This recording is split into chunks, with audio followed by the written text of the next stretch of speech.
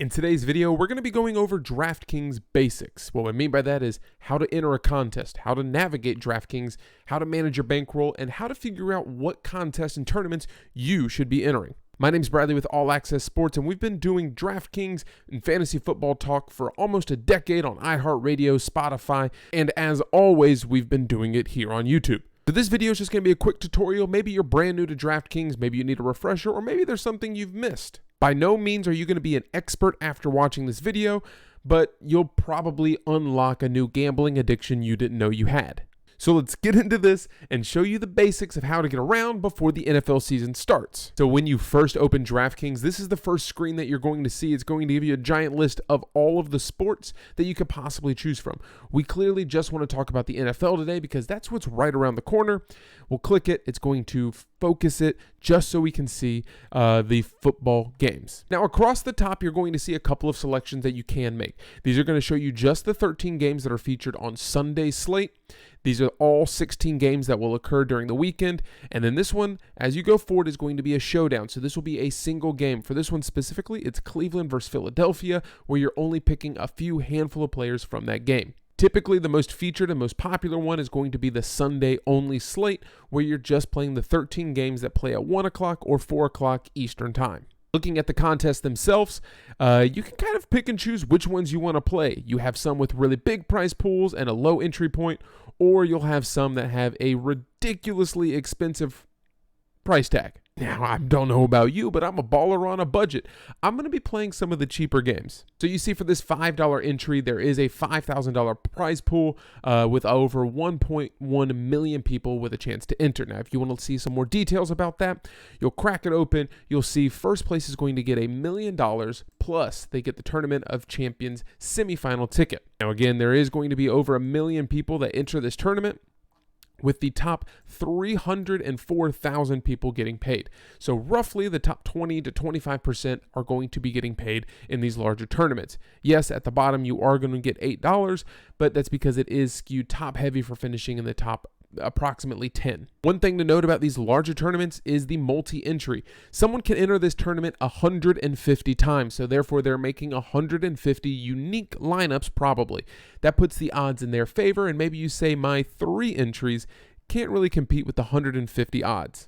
Well, you can find a tournament that fits your needs. You have a 3 entry max, a 20 entry max. You even have some that are just a single entry for $12. Now that kind of speaks more to my language. Now, if you look on the left-hand side of your screen, you'll see 50-50s and double-ups, and that's where I tell a lot of people to start. It's honestly where I like to play the most because I don't have to be in the top 25% or 30%. I need to be technically in the top 50 because half of you will win, or approximately. DraftKings still needs to make their money. Now you're in the DraftKings double-ups and 50-50, and you want to find one that's in your price point. Maybe you see the $5 single-entry double-up. Hey, that works for me. That's exactly what I like to play. You can only enter one time for $5, first through 4,000 of 9,000. Again, DraftKings need to take their money, but the top 4,000 people are all going to earn $10. Whether you come in first place or 3,999th place, you are still going to get $10 for finishing in the top approximate half of this tournament. Now we've shown you which tournaments to find. Let's talk about how to actually fill your lineup. So you're going to select the contest that you want to enter. We're going to enter this $5 $1 million contest again. We're not going to enter in one of our new lineups. Again, we're probably not going to use these. We've made these for other videos. You can see that here on the YouTube channel or find us on iHeartRadio, Spotify, Spreaker, like I said before. Now we've opened up what's called the player pool. It's going to show you every player at that position, filtered by the most expensive to the least expensive. You can certainly search whichever player you want to draft just by typing in their name, or maybe you just want to focus in on a single game and you're like, man, Tampa Bay is going to score a lot of points. You can select their team name and it's only going to show you the players for Tampa Bay that are in that game. Now, we're not going to show you exactly who to be picking week 1. We're just going to kind of go through some other notes that you need to make note of on this screen. Your total wallet is $50,000. So you have $50,000 to fill your roster of a quarterback, 2 running backs, 3 wide receivers, a tight end. The flex position can be any one of these 3, so it can be a running back, wide receiver, or a tight end. as well as a defense. And it's not a defensive player, you're looking for a defense overall. Now, they typically score less points than players, so they're priced appropriately.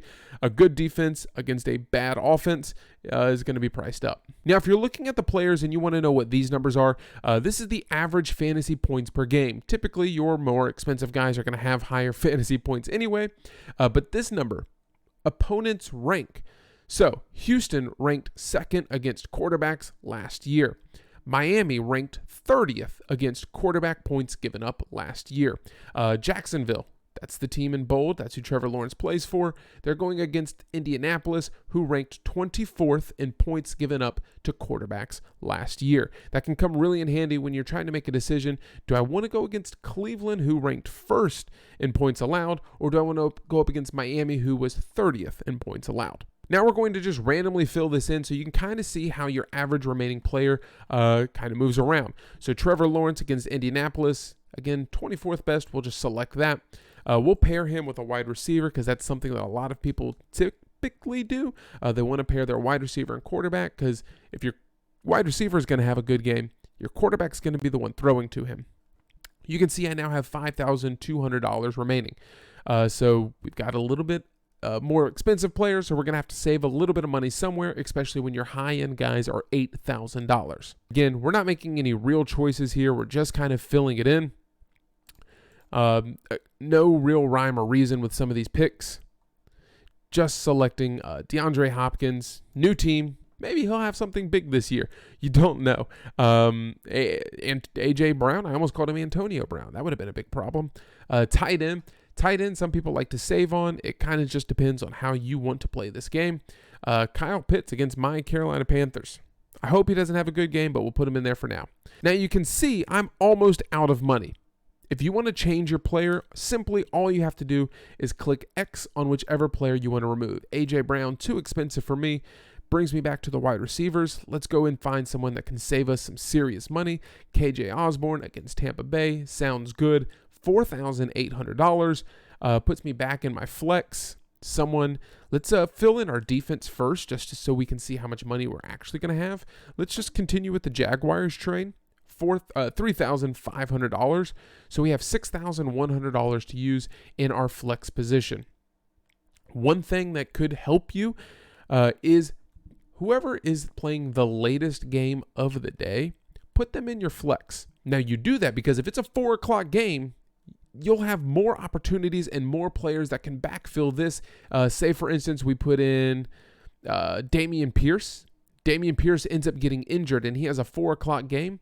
I can still pull him out at 3 o'clock and fill him in with more options than I would have, say, the wide receiver position.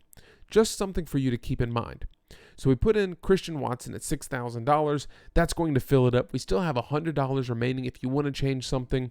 Again, the player locks when the game starts. So if it's a 4 o'clock game, you can still trade it or trade them in leading up to kickoff. Now, I think I've shown you the bare minimum basics of how to navigate, how to get around this screen. So now you can go beat up on your friends, your family, or you can just lose some money like I do typically. But maybe you'll strike it rich and, just have fun with it. Keep in mind, future videos, if you can't afford to watch, you can't afford to lose. And if you can't afford to lose, you can't afford to play the game. Play responsibly. Good luck this season. Hopefully you'll come back and we can win some money together.